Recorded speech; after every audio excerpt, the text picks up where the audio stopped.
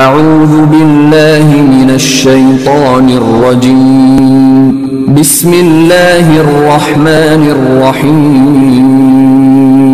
ونعوذ بالله من شرور أنفسنا ومن سيئات أعمالنا من يهده الله فلا مضل له ومن يضلل فلا هادي له وأشهد أن لا إله إلا الله وحده لا شريك له وأشهد أن محمدا عبده ورسوله اللهم صل على محمد وعلى آل محمد كما صليت على إبراهيم وعلى آل إبراهيم إنك حميد مجيد اللهم بارك على محمد وعلى آل محمد كما باركت على إبراهيم وعلى آل إبراهيم إنك حميد مجيد أما بعد فإن خير الحديث كتاب الله وخير الهدي هدي محمد صلى الله عليه وسلم وشر الأمور محدثاتها وكل محدثة بدعة وكل بدعة ضلالة وكل ضلالة في النار سبحانك لا علم لنا إلا ما علمتنا إنك أنت العليم الحكيم رب اشرح لي صدري ويسر لي أمري واحلل عقدة من لساني يفقه قولي اللهم ربنا آتنا في الدنيا حسنة وفي الآخرة حسنة وقنا عذاب النار يا أيها الذين آمنوا اتقوا الله وقولوا قولا سديدا يصلح لكم أعمالكم ويغفر لكم ذنوبكم ومن يطع الله ورسوله فقد فاز فوزا عظيما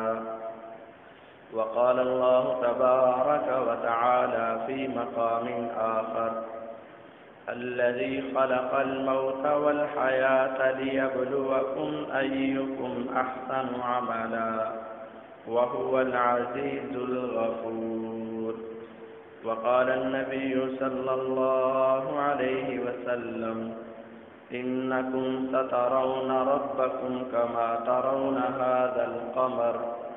أو كما قال النبي صلى الله عليه وسلم ہر قسم کی حمد و ثنا، تعریفات، تقدیسات، تمجیدات و تحلیلات اللہ خالق کائنات مالک ارض و سما کے لیے ہے، اور درود و سلام نبی دو جہاں سرور کون و مکا احمد مجتبیٰ حضرت محمد الرسول اللہ صلی اللہ علیہ وسلم کی ذات بابرکات کے لیے ہے۔ مختصر حمد و صلات کے بعد معزز سامعین کرام، آج کے اس خطبہ جمعۃ المبارک میں جو عنوان ذیشان آپ حضرات کے گوشت گزار کرنے کا ارادہ ہے، اس کا تعلق ہے کہ زندگی کیسے بدلتی ہے۔ انسان کی زندگی میں یقیناً بہت سارے ایسے لمحات ہوتے ہیں کہ جن کی وجہ سے انسان اللہ تعالیٰ سے غافل ہو جاتا ہے، اور بہت سے ایسے حالات و واقعات اور حوادث پیش آتے ہیں جن کی وجہ سے انسان اللہ تعالیٰ کے بہت زیادہ قریب ہو جاتا ہے۔ نبی علیہ الصلاۃ والسلام جب اس دنیا میں تشریف لائے اور آپ نے اپنی زندگی کا آغاز کیا تو اس وقت انسانوں کی حالت جانوروں سے بھی بدتر ہو چکی تھی، اور آپ کو معلوم ہے انبیاء کرام آتے ہی اس وقت ہیں جب انسانیت اپنی انسانیت کو کھو چکی ہوتی ہے، اور سب نبیوں کے سردار، پیغمبروں کے سرتاج اور نبیوں کے امام محمد الرسول اللہ صلی اللہ علیہ وسلم جب اس دنیا میں تشریف لائے تو اس وقت انسانیت کی حالت بھی بہت ابتر اور بدترین تھی۔ لوگ اپنے رب سے تو ناآشنا تھے ہی، لیکن اپنے ماں باپ، اپنے رشتہ دار، اپنے محلے دار اور بڑے چھوٹے کی تمیز بھی ان کے ہاں ختم ہو چکی تھی۔ ان کو خدائے واحد کی پہچان نہ تھی، اور ان کو ماں باپ کا احترام بھی نہ تھا۔ انہیں انسانیت کے حقوق کا علم نہ تھا، اور انہیں حلال و حرام کی کچھ تمیز نہ تھی۔ وہ لوگ جانوروں کی طرح اپنی زندگی بسر کیا کرتے تھے، کھا لیا، پی لیا، لڑائی کر لی، جھگڑا کر لیا، زناکاری، بدکاری، شراب نوشی اور اس طرح کے برے اعمال ان کی زندگی کا بہترین مشغلہ بن چکا تھا، اور وہ ایسے کاموں کو اپنے لیے باعث فخر سمجھتے تھے۔ بچوں کو ان کے حقوق سے محروم کرنا، بیٹیوں کو زندہ دفن کر دینا، کسی عورت کی عزت کو چھین لینا، مال و دولت کے اوپر غصب اور ڈاکہ ڈال لینا، اور انسانیت کے خون کو بہا دینا، ان کے لیے کوئی برا اور اچنبھا کام نہیں تھا، بلکہ وہ اپنا یہ حق سمجھتے تھے اور اس کو اپنی بہادری سمجھا کرتے تھے کہ اگر ہم یہ گناہ کریں گے، ہم یہ اعمال کریں گے تو اس کے اندر ہماری عزت ہے۔ لیکن جب اسلام آیا، قرآن آیا، ایمان آیا، لوگوں نے اس کو اپنایا، اپنی زندگی کے اندر اس کو جگہ دی، پھر وہ انسانیت کے رہنے کے طور طریقے بدل چکے تھے۔ پھر انسان کو اپنے پیدا کرنے والے مالک کی پہچان ہو چکی تھی، پھر انسان کو اپنے ماں باپ کے مقام کا علم ہو چکا تھا، پھر انسان کو انسانیت کا مقام معلوم ہو چکا تھا، پھر انسان کو انسانیت کے حقوق کا علم ہو چکا تھا، پھر انسان کی زندگی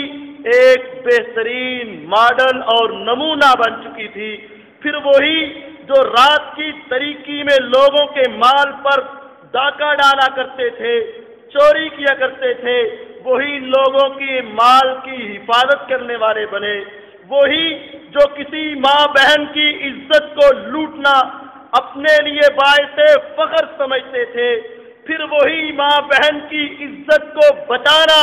اپنے لیے باعث اجر سمجھتے تھے، وہی جو کسی کو قتل کرنا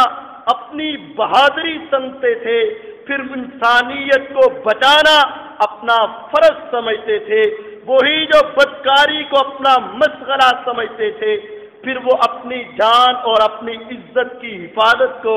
اپنے لیے ضروری سمجھتے تھے۔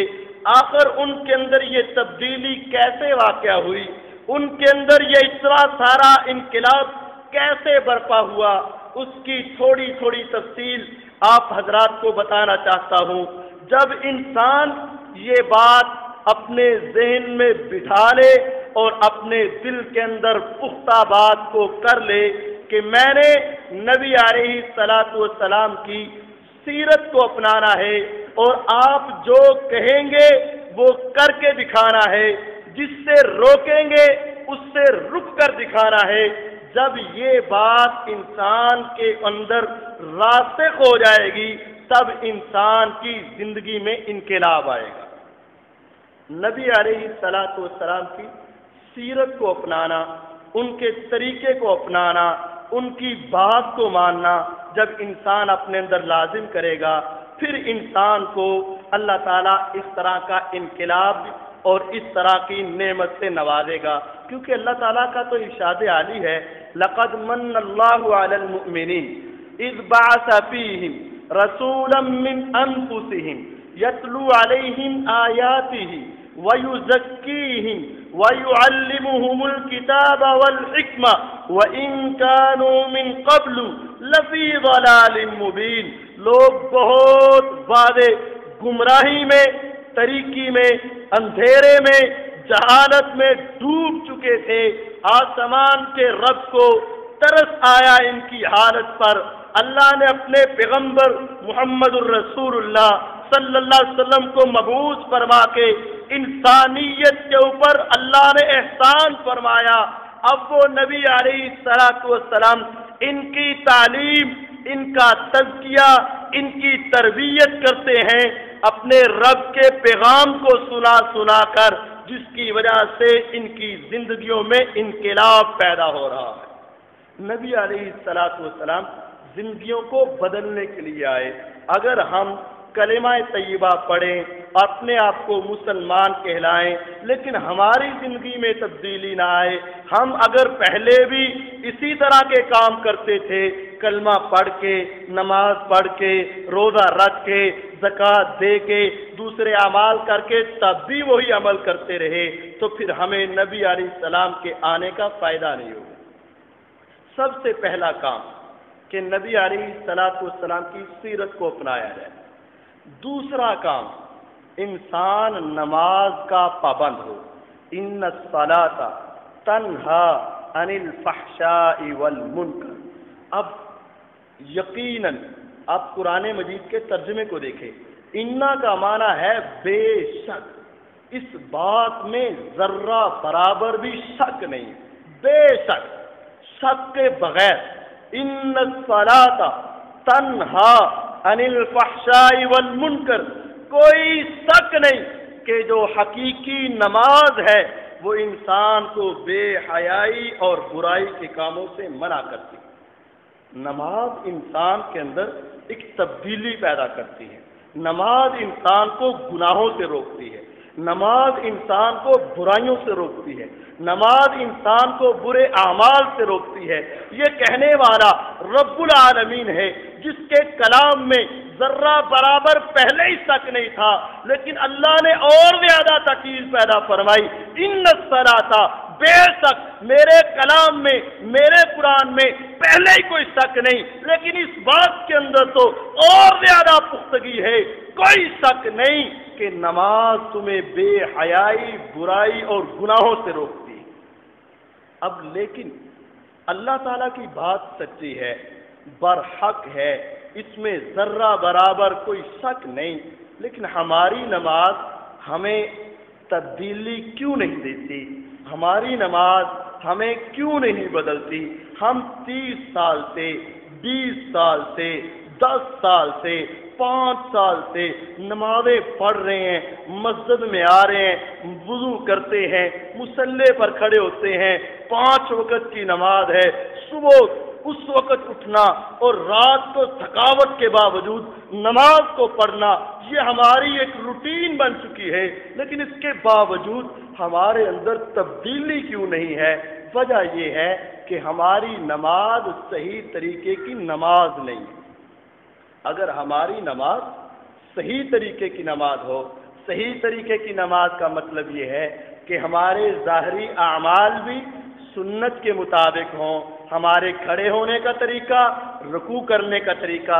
سجدہ کرنے کا انداز سنت کے مطابق ہو، اور ہماری اندرونی کیفیت،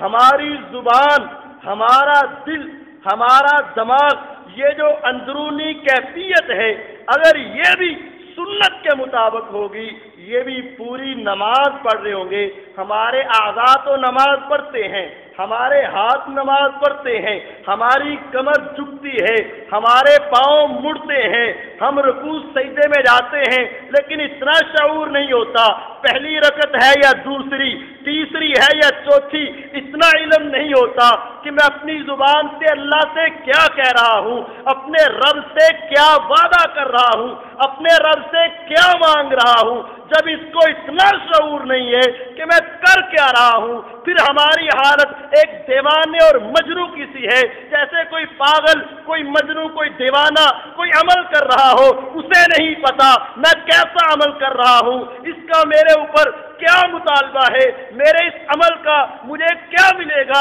صرف ایک دیوانے کی طرح، یا آپ یوں سمجھے جیسے ایک جانور کولو کے ارد گرد گھوم رہا ہے، اسے نہیں علم میرے چکر لگانے کی وجہ کیا ہے، میرے گھومنے کا مقصد کیا ہے۔ جب تک ہمیں وہ مقصد معلوم نہیں ہوگا، زبان سے نکلنے والے جملے کا ترجمہ معلوم نہیں ہوگا، ہماری دل کی کیفیت نہیں بدلے گی، اور پھر ہماری نماز ہماری زندگی میں انقلاب پیدا نہیں کر سکے گی۔ اللہ تعالیٰ نے جو فرمایا تھا برحق اور سچ فرمایا تھا، ان الصلاۃ تنہا عن الفحشاء والمنکر، یقیناً نماز بے حیائی برائی سے روکتی ہے۔ اگر ہم نماز صحیح نماز پڑھے تو اللہ کی قسم اللہ کا قرآن سچ کہتا ہے، پھر ہماری نماز میں تبدیلی پیدا ہوگی اور پھر ہماری زندگی میں انقلاب پیدا ہو جائے گا۔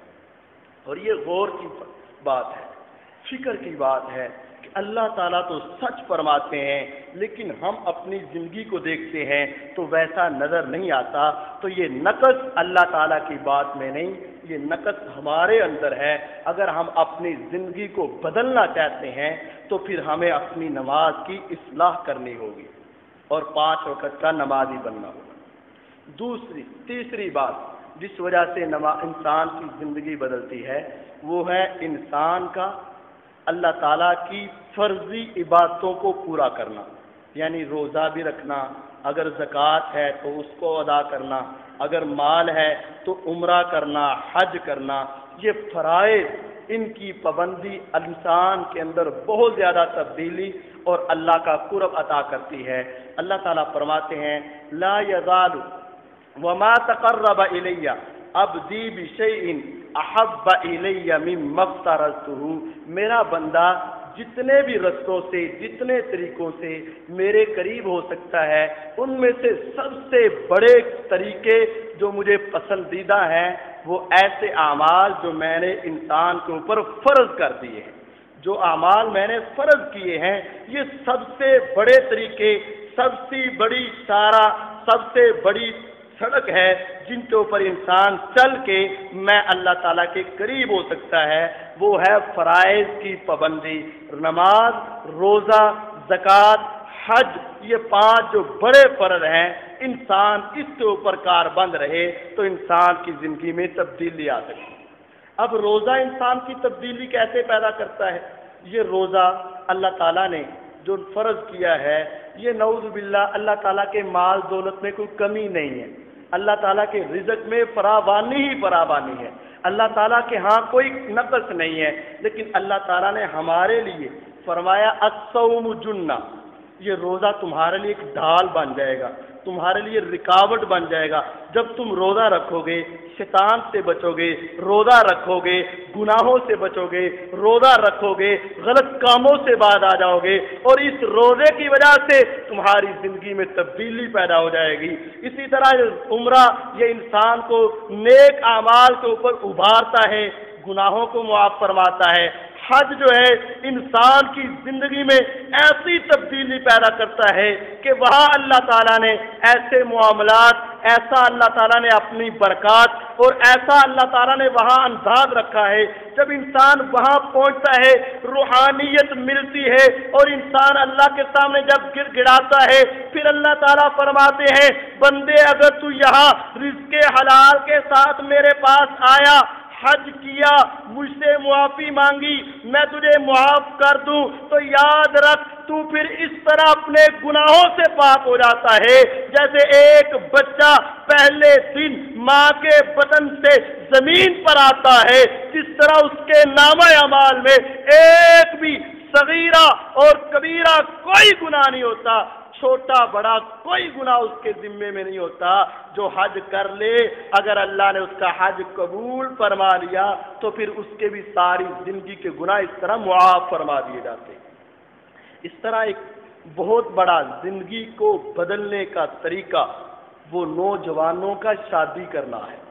نبی علیہ الصلوۃ والسلام نے خصوصی طور پر حکم دیا، یا معشر الشباب من استطاع منکم الباءۃ فلیتزوج، اے نوجوانوں کی جماعت، جس کے پاس طاقت ہے، وسعت ہے، وہ اپنے اہل خانہ کے اخراجات کو پورا کر سکتا ہے، فلیتزوج،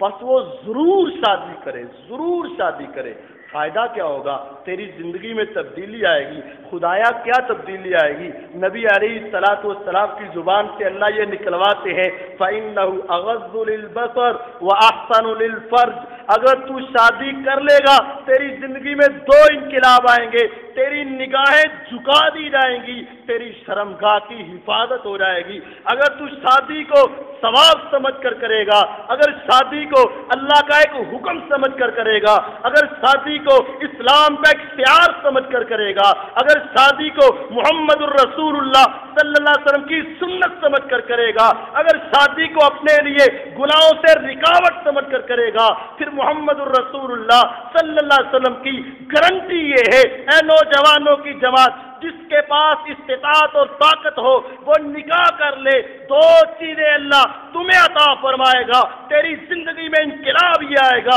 فَإِنَّهُ أَغَضُّ لِلْبَصَرِ، پہلے تیری نگاہیں اٹھ جایا کرتی تھی، تیرے نفس میں خواہشات کا سیلاب آیا کرتا تھا، اگر تو ثواب سمجھ کر شادی کر لے گا اللہ تیری نگاہوں میں حیا پیدا کر دے گا، تیری خواہشات پر کنٹرول ہو جائے گا، پھر تیری نگاہ کسی کی طرف برے انداز میں نہیں اٹھے گی، تیری شرمگاہ کا غلط استعمال نہیں ہوگا۔ شادی کی وجہ سے انسان کی زندگی میں تبدیلی ممکن ہے، شرط یہ ہے کہ وہ اسے اسلام کا ایک حصہ اور اسلام کی تعلیم سمجھ کر کرے۔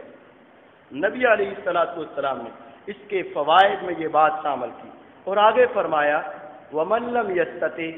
جس کے پاس طاقت نہیں ہے، وہ بھی اپنی زندگی بدلنا چاہتا ہے، وہ بھی اپنے آپ کو گناہوں سے بچانا چاہتا ہے، وہ بھی اپنی زندگی میں انقلاب چاہتا ہے، اب استطاعت نہیں ہے، فَعَلَيْهِ بِالصَّوْمِ، پھر اس کو بھی یہ طریقہ بتایا کہ تو کثرت سے نفلی روزے رکھا کر، فَإِنَّهُ لَهُ وِجَاءٌ، اگر تیرے پاس شادی کے لیے پیسے نہیں تو پھر روزے شروع کر دے، اس روزے کی وجہ سے تیری زندگی میں انقلاب پیدا ہو جائے گا، تیری زندگی میں تبدیلی آ جائے گی، یہ روزہ تجھے گناہوں سے بچانے کے لیے ڈھال بن جائے گا۔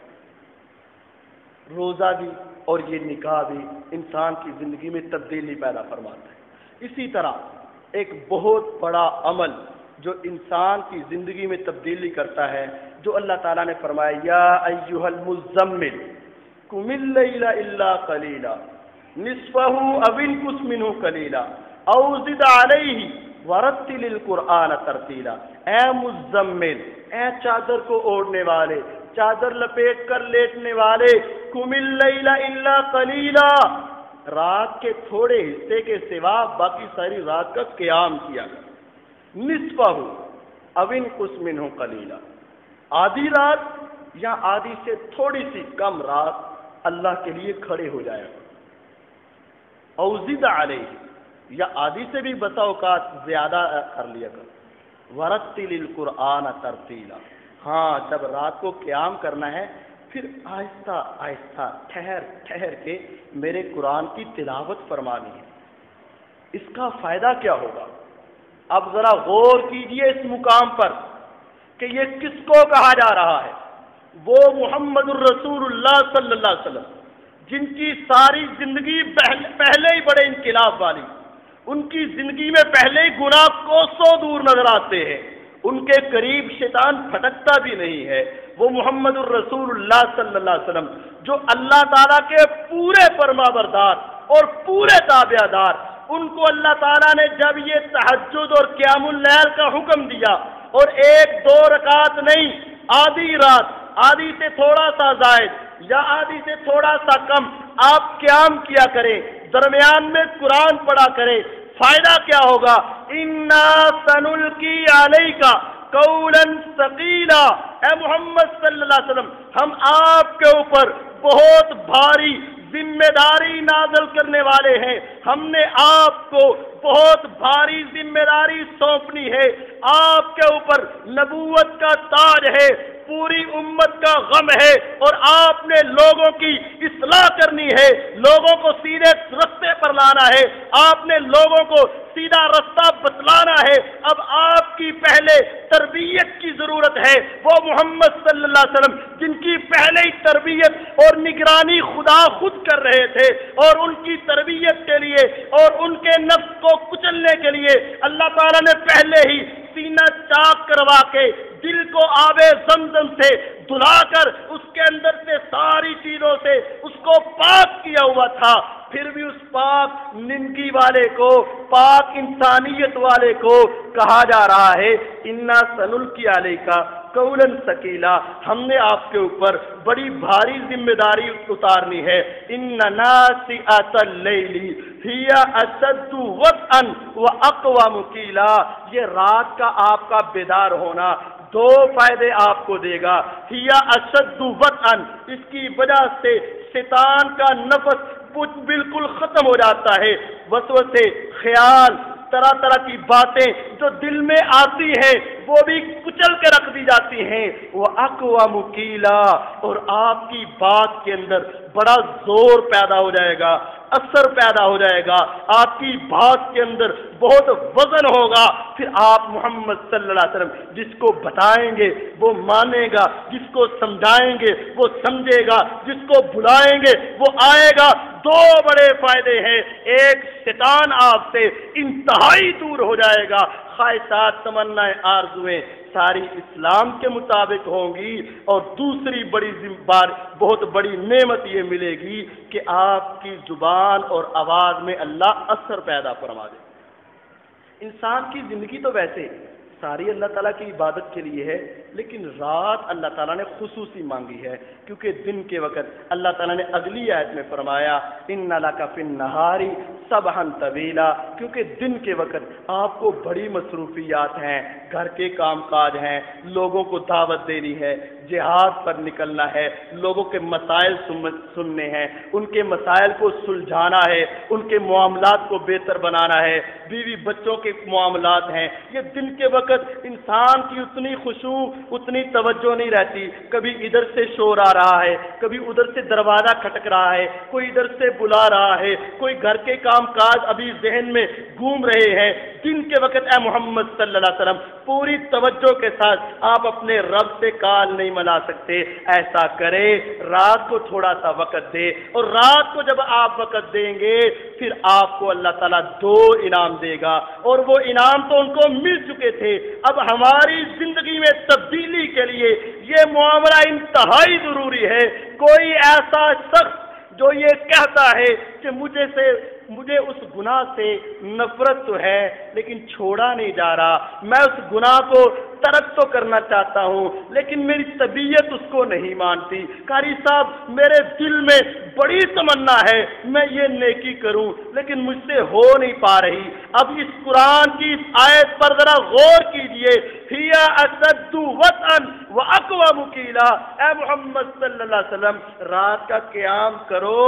آپ کے نفس کی ساری جو کوئی بھی خیالات وسوسے ہیں وہ کچل کے رکھ دیے جائیں گے، بات میں بہت زیادہ وزن ہوگا۔ نبی علیہ الصلوۃ والسلام یہی اعلان فرما رہے تھے، پیارے پیغمبر علیہ الصلوۃ والسلام نے فرمایا جو آدمی کسی گناہ سے نفرت کرتا ہے اور اس کو چھوڑنا چاہتا ہے وہ فلیتفل، وہ انسان کو چاہیے کہ وہ رات کے قیام کو لازم پکڑ لے۔ رات کا قیام تہجد یا تراویح یا جس کو قیام اللیل کہا جاتا ہے، اس کے اوپر دوام اور ہمیشگی اختیار کرے، پھر اللہ تعالیٰ اس کی زندگی میں انقلاب پیدا فرمائے گا۔ یہ چند چیزیں نبی علیہ الصلوۃ والسلام کی اطاعت و فرمانبرداری، نماز، روزہ، نکاح اور رات کا قیام، یہ 5 چیزیں اگر ہم اپنائیں تو ہماری زندگی میں تبدیلی آ سکتی ہے۔ اور جنہوں نے اپنایا پہلے وہ اسلام سے بہت دور تھے اور ان کے اندر طرح طرح کی برائیاں تھیں، لیکن جب انہوں نے اپنا لیا پھر ان کی زندگی بالکل تبدیل ہو چکی۔ نبی علیہ الصلوۃ والسلام کی بات کو ماننا، صحابہ کرام کے اندر کیسا انداز تھا۔ پہلی بات کی مثال صحابہ کرام سے، نبی علیہ الصلوۃ والسلام اپنے حجرہ مبارک میں ہیں، مسجد کی بائیں جانب حجرے کی اور مسجد کی دیوار ایک ہے، جس طرح یہ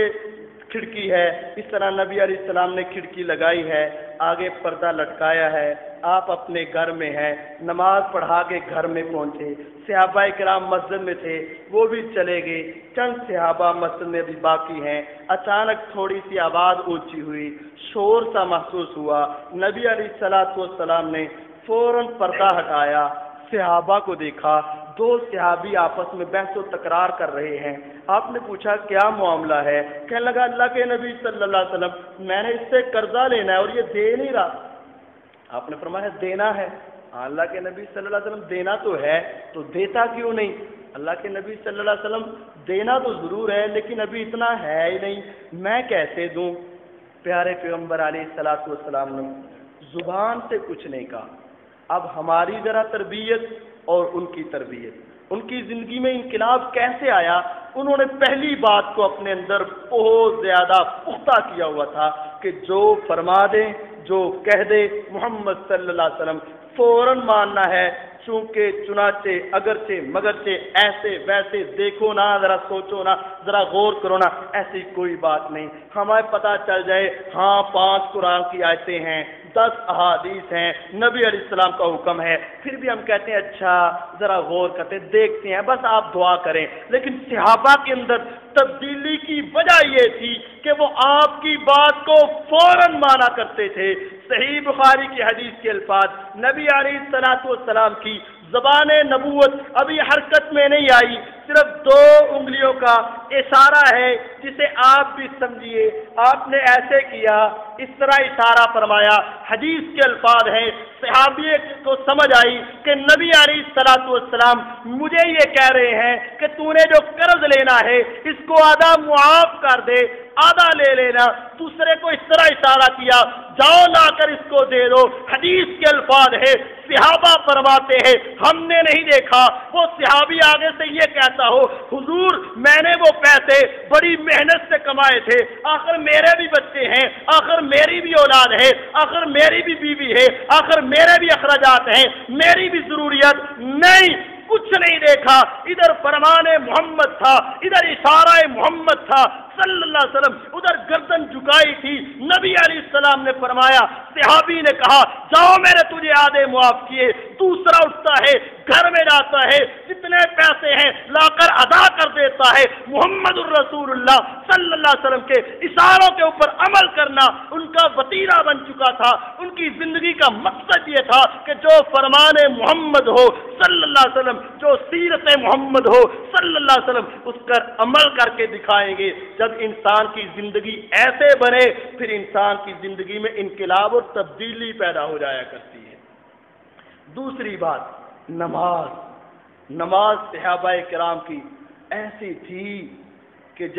جس کی وجہ سے انسان کی زندگی میں تبدیلی ہے۔ مشہور بات ہے، میں نے ابھی کہا ہے کہ ہمارے اعضاء نماز پڑھتے ہیں، ہاتھ باندھ لیتے ہیں، سر جھک جاتا ہے، کمر جھک جاتی ہے، اٹھ جاتے ہیں، لیکن ہماری اندرونی کیفیت نماز نہیں پڑھتی۔ ہماری زبان، ہمارا دماغ، ہمارا دل نماز نہیں پڑھتا، جس کی وجہ سے تبدیلی نہیں ہے۔ جن کے دل و دماغ نماز پڑھتے ہیں پھر ان کی نماز ان کے اوپر اثر کرتی ہے۔ رب نے سچ فرمایا، ان الصلاۃ تنہا عن الفحشاء والمنکر، اور ان صحابہ کرام کے دل و دماغ नमाज पढ़ा करते थे। मशहूर वाक़या है, नबी अलैहिस्सलातु वस्सलाम ग़ज़वे के लिए गए, कुफ़ार से लड़े, उनको पसपा किया, मुसलमानों को फतह हुई, मुसलमान वापस आए, रात की तरीकी है, सहाबाए किराम जख्मों से चिकनाचूर हैं, थकावट ने भी अपने डेरे जमाए हुए हैं। आका थोड़ा सा आराम फरमाने, फरमाया कहीं ऐसा न हो दुश्मन तुम्हारे ताकुम में आए, तुम सो जाओ और वो तुम्हारे ऊपर हमला कर दे, धावा बोल दे और तुम्हारी फतह जो है शिकस्त में तब्दील हो जाए। दो सहाबी कहने लगे अल्लाह के नबी सल्लल्लाहु अलैहि वसल्लम ऐसा नहीं होगा, आप सहाबा को आराम करवाइए, हम इनके पहरेदार बनते हैं, दूर तक हमारी निगाह जाएगी, अगर ऐसा मसला हुआ हम आपको मुतलब्बे करेंगे। सहाबाए किराम चलते गए, दो पहाड़ों के दरमियान में रास्ता है, दाएं पहाड़ बाएं पहाड़, सिर्फ एक ही दुश्मन के आने का रास्ता है। सहाबा को आगे किया, दो सहाबा वहां ठहरे, सहाबा दूसरे सो गए, ये दोनों पहरेदार हैं। उन्होंने सोचा फारग खड़े होने से क्या अल्लाह का जिक्र ही बेहतर है, हमारे पास वक्त फारग आ जाए, गली में कूचे में मोहल्ले में टीवी के सामने क्या है वक्त पास कर रहे हैं। सहाबा की सोच ऐसी है कि रात का वक्त भी है, फारग है, एक पहरा दे, दूसरा नमाज पढ़े। जब वो नमाज पढ़ता है दुश्मन पीछे से आते हैं, उनको महसूस हुआ लगता है वो आदमी है, लेकिन चेक करने के लिए दूर से उन्होंने तीर फेंका, आया सीधा कमर में लगा, दूसरा फेंका कमर में लगा। उन्होंने सोचा नहीं ये इंसान नहीं है, इंसान होता तो दौड़ता भागता ऊपर नीचे होता, फिर उनको महसूस होता। उन्होंने कहा नहीं शायद ये पत्थर है, ये कोई और चीज है, और अब ये नमाज पढ़ रहा है, मेरी तेरी नमाज मक्खी आ जाए, मच्छर आ जाए, फोन की बेल आ जाए, पीछे से कोई सलाम ले ले, हमारी सारी तवज्जो उसी की तरफ हो जाती है। लेकिन उनका दिलो दिमाग जब नमाज पढ़ता था फिर जिंदगी पर असर पड़ता था। नमाज कैसी है, खून निकल रहा है, कतरे टपक रहे हैं, दूसरे को लग रहे हैं। अचानक उसको बेदार हुआ, वो भी पहरा दे रहा था, नींद आ गई थी, बेदार हुआ। जब उन्होंने नमाज खत्म की कहा तूने मुझे बताया क्यों नहीं, पांव से मुझे हिलाया क्यों नहीं, मुझे जगाया क्यों नहीं, दुश्मन आया था मैं उसका मुकाबला फरमाता। कहा नहीं मैं सूरत का पढ़ रहा था, जुबान पर जो आयात थी दिल पर असर था, दिमाग में उसकी सोच थी, मेरा जी नहीं चाहा कि मैं सूरत को खत्म करने के बगैर रुकू कर दूं, मैं तो कुरान पढ़ रहा था और मुझे इतनी लज्जत आ रही थी, तीर मेरी कमर में पेवस्ता थे, लेकिन नमाज छोड़ने को दिल नहीं कर रहा। जब नमाज ऐसी हो फिर इंसान की जिंदगी में तब्दीली आया करती है। उबैद बिन उमैर रज़ी अल्लाह ताला अन्हु रहमतुल्लाहि अलैहि, अल्लाह ताला उनके ऊपर करोड़ों रहमत नाज़िल फरमाए, मस्जिद बैतुल हराम मक्का के अंदर मुफ्ती हैं, मुफ्ती फतवा देने वाले, बहुत ज्यादा नेक पारसा, बड़े अल्लाह ताला के वली।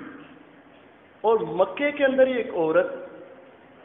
इंतहाई खूबसूरत, और यूं समझे कि मक्के की सबसे हसीन औरत अपने खामन के पास है, और हुस्नो जमाल की वजह से कहती क्या कोई ऐसा भी है जो मेरे इस हुस्न पर फरेफ्ता ना हो और मेरे जाल के अंदर फंस ना जाए। अपने हुस्न की तारीफ करती है, लेकिन जिनकी जिंदगी के ऊपर नमाजों का असर था उनके अंदर इस तरह के शैतान के दाव नहीं चलते हैं। कहने लगा हाँ बाकी तो शायद सारे तेरे जाल में फंस जाएं, लेकिन एक उबैद बिन उमैर ऐसा है जो तेरे कभी जाल और जादू में नहीं फंसेगा। उसने कहा मेरे हुस्न को देखकर वो फरेफ्ता ना हो, ये कहाँ हो सकता है, आप मुझे थोड़ी सी इजाजत दें, मैं आपको दिखाती हूँ कैसे वो मेरे हुस्न की वजह से मेरे पीछे लगे। उबैद बिन उमैर जिनकी तरबियत ऐसी हुई थी कि उनकी जिंदगी में इनकलाब, मक्के के अंदर फतवा देने वाले, औरत आई, महफल लगी, लोग सवाल करके पूछ के जा रहे हैं, ये पीछे खड़ी है, लोग चलते जा रहे, आखिर में बारी आई, कहा उबैद मैंने तुझसे मसला पूछना है, लेकिन आप ऐसे करो कि ज़रा तन्हाई में थोड़ा सा दूर जाकर मैंने आपसे कुछ अलहदगी में बातें करनी है। उबैद बिन उमैर निगाहें झुकाई हुई वहाँ पहुँचे, उसके करीब गए, उसने अपने चेहरे से पर्दा हटाया, حدیث کے الفاظ کأنہ قطعۃ قمر، حسن کی انتہا یہ ہے کہ جیسے ایک چاند سے پردہ ہٹا دیا گیا ہے، جیسا کہ چاند کا ایک ٹکڑا ہے اور اس کو برائی کی دعوت دیتی ہے۔ عبید ابن عمیر رحمت اللہ علیہ فوراً کہتے ہیں اے عورت میں تیری بات کو سنوں گا لیکن مجھے چند پہلے سوالوں کا جواب دے، اگر تو اس کے صحیح جواب دے گی میں تیری بات کو قبول کروں گا۔ اس نے سمجھا عبید پھنس گیا، میری بات میں آ گیا، تو پوچھ جواب میں صحیح دوں گی، بعد میں میری بات کو ماننا تیرے لیے ضروری ہے۔ عبید نے کہا ٹھیک ہے پہلے میری باتوں کا جواب دے۔ کہنے لگے ٹھیک ہے۔ عبید پوچھتے ہیں عورت مجھے یہ بتا اگر تیری جان نکلنے والی ہو، دائیں بائیں تیرے فرشتے آ چکے ہوں اور ملک الموت اپنے ہاتھ کو تیرے ہنسلی کی طرف تیرے منہ کی طرف بڑھا کر تیری جان کو کھینچنے لگے، تب میں تجھ سے کہوں تو مجھ سے بدکاری اور برائی کر لے، کیا تو اس وقت میری اس دعوت کو قبول کرے گی؟ کہنے لگی یا ہائے لا ہائے اللہ، ایسے میں اس وقت تیری بات کو قبول نہیں کروں گی۔ انہوں نے کہا مجھے یہ بتا رب کے سامنے تو کھڑی ہو اور اللہ تجھے حساب و کتاب کے لیے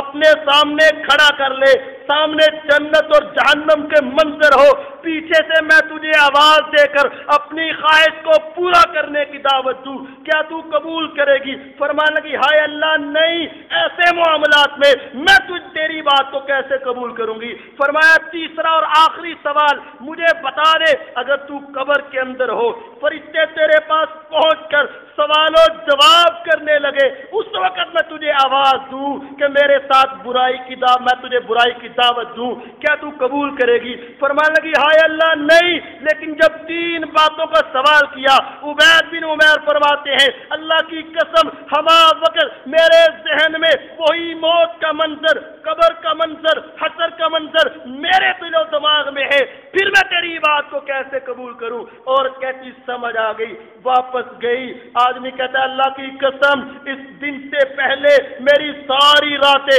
سب زفاف ہوا کرتی تھی، لیکن عورت کو جب سمجھ آئی تبدیلی آ گئی، اس کے بعد سب ساری راتیں وہ عورت اپنی رات کا اکثر حصہ مصلے پر گزارا کرتی تھی، اپنے رب کو منایا کرتی تھی۔ جس کے دل و دماغ میں اللہ کا خوف، آخرت کا منظر، قبر کا خوف ہو، اس انسان کی زندگی میں ایسی تبدیلی آتی ہے پھر وہ انسان گناہوں سے کوسوں دور ہو جاتا ہے۔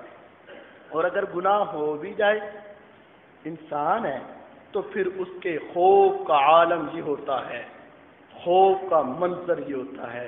جو دنیا کو ہلا دینے والا ہے۔ نبی علیہ السلام کے زمانے میں بھی کسی سے گناہ ہو ہی جایا کرتے تھے، کوئی اللہ کی نافرمانیاں ہو ہی جایا کرتی تھی۔ ہمارے ہاں تو ہے نا کوئی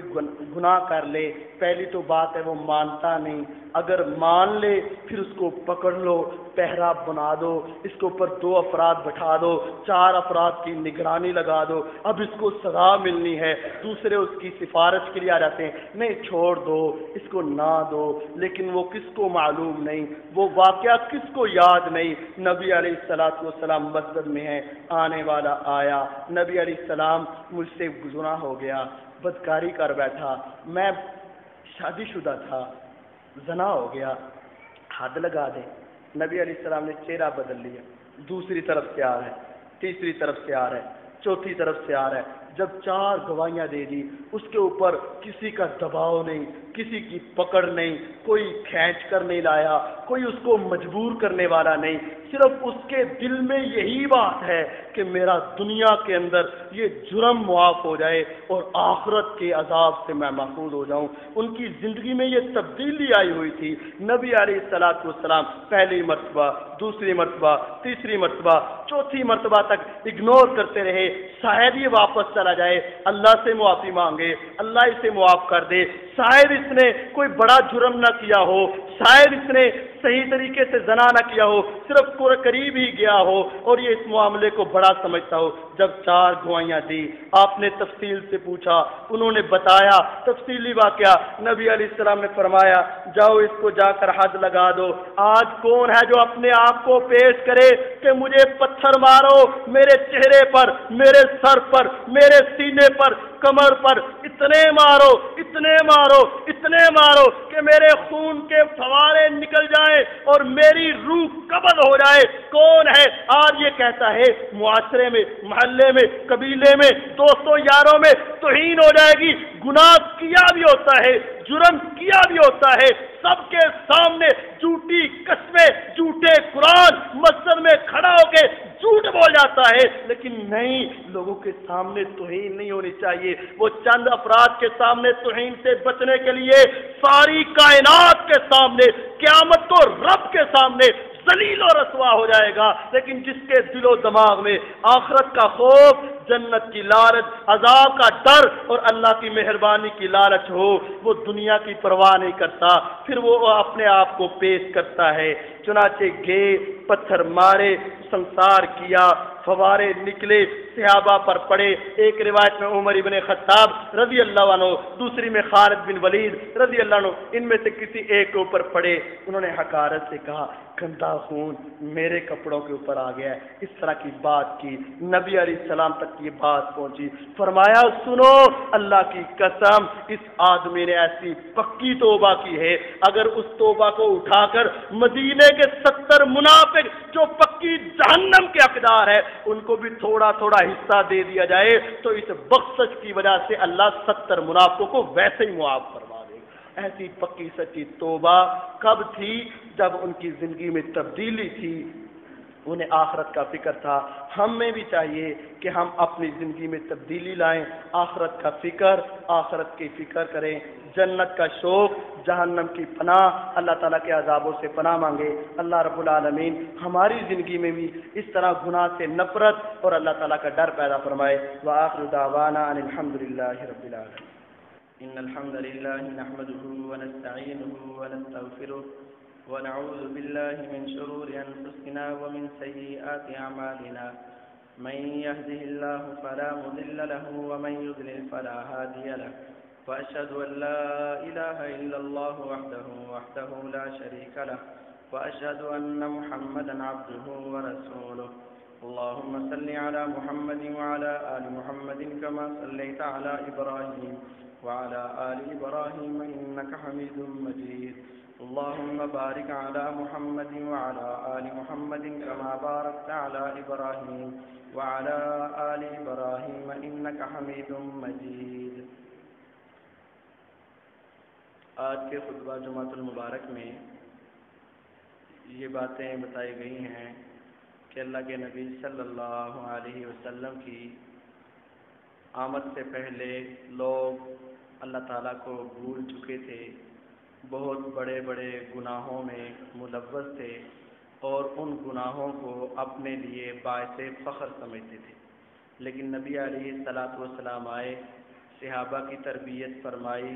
ان کو اللہ تعالیٰ سے روشناس کروایا اور ان کی ایسی تربیت کی، پھر وہ ان تمام گناہوں سے نفرت کرنے والے بن گئے اور ان کی زندگیوں میں تبدیلی آئی۔ جب تبدیلی آئی تو وہ کامیاب اور کامران بنے۔ لیکن آج ہم ہیں کہ کئی سالوں سے نمازیں، روزہ، زکوٰۃ، حج بھی کر لیتے ہیں، عمرہ بھی کر لیتے ہیں، لیکن ہماری زندگی میں تبدیلی نہیں۔ جو 50 سال پہلے گناہ تھا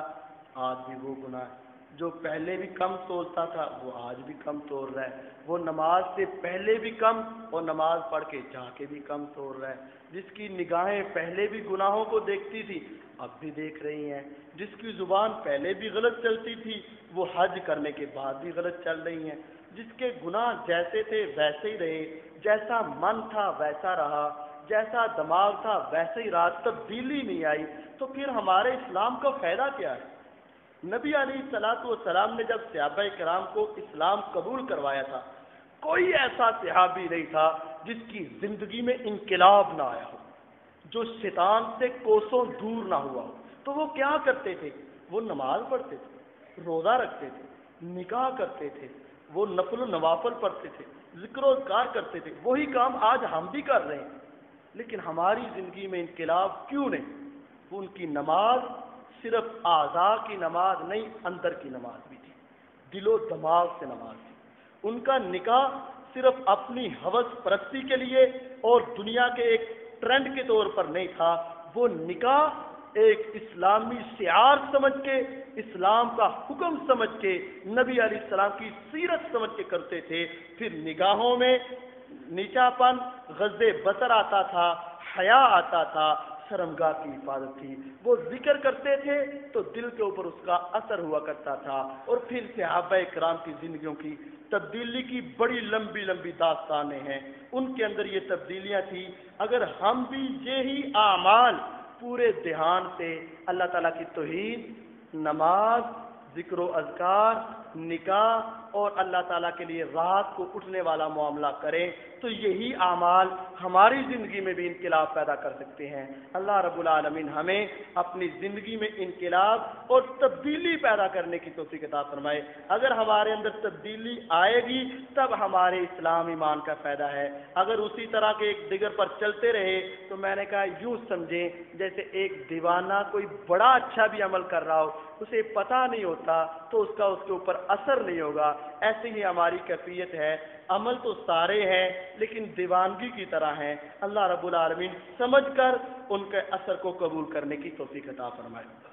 یہ رکا بھی آیا ہے اور اس رکے کے علاوہ بھی کہ اللہ تعالیٰ مجھے صحت مند بیٹا عطا فرمائے۔ جتنے اللہ تعالیٰ بے اولاد ہیں ان کو نیک صالح اولاد عطا فرمائے۔ جتنے کے پاس اللہ تعالیٰ نے بیٹے نہیں دیے اللہ تعالیٰ انہیں نیک صالح بیٹے عطا فرمائے۔ جتنے انسان ہمارے دوست و احباب کے گھروں میں بیٹیاں ہیں اللہ تعالیٰ ان کے اچھے معاملات بنائے، اچھے اسباب بنائے، اچھے رشتے کروائے اور ان کے گھروں کے اندر اللہ تعالیٰ آسانیاں پیدا فرمائے۔ اللہ تعالیٰ جتنے بیمار ہیں سب کو شفائے کاملہ عاجلہ عطا فرمائے۔ جو تنگ دست ہیں ان کی تنگ دستیاں دور فرمائے، جو مقروض ہیں ان کے قرضے دور فرمائے، جو پریشان ہیں ان کی پریشانیاں دور فرمائے۔ ان اللہ یامر بالعدل والاحسان وایتاء ذی القربى وینہی عن الفحشاء والمنکر والبغی یعظکم لعلکم تذکرون۔ ربنا آتنا فی الدنیا حسنہ وفی الآخرۃ حسنۃ وقنا عذاب النار۔ ربنا ظلمنا انفسنا وان لم تغفر لنا وترحمنا لنکونن من الخاسرین۔ سبحان ربک رب العزۃ عما یصفون وسلام علی المرسلین والحمد للہ رب العالمین۔